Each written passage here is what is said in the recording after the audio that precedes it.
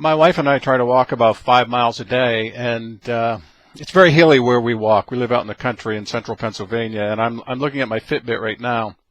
I've walked 5.5 miles today and 56 floors in 5.5 miles. So that's a lot of hills. As a matter of fact, the Empire State Building is 102 floors high. So I'm not sure if we actually have walked at least half of the height of the Empire State Building, but that's over half as far as the floors go.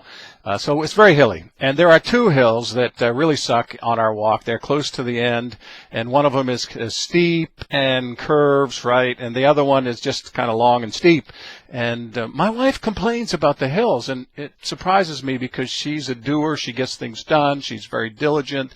She has great attention to detail. She's very reliable. She's a CPA, so she's just marvelous. And I asked her today on the walk. I said, "Why are you complaining about the hills? What's that all about?" And she said, "I don't know." And then I'm like a hog on slop. I started asking some more questions. Well, what do you get out of it, and what does it feel like when you complain? And she said, "Leave me alone." And when we got home, which is kind of like her style, a little bit later, she said, "I think when I am complaining about the hills, I'm acknowledging that it's hard, and that feels good. I'm doing something hard." And I thought, well, what a fascinating way to look at complaining, because you would always think complaining is a bad thing and people should never complain. But for her, it's an acknowledgement that what's going on is actually something that's difficult to do. And so that's a good thing. I think it's kind of frivolous sometimes for people when we say to people that are doing hard things, "Oh, you can do it. You're doing great." It's like, no, this is hard. So go ahead and acknowledge that it's hard.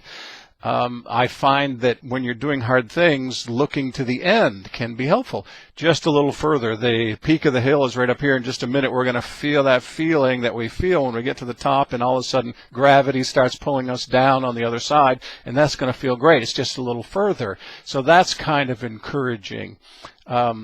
I used to say to her, when we come up on the hills, "Well, only 2 more hills to go." And finally one day she said, "Don't tell me about the hills."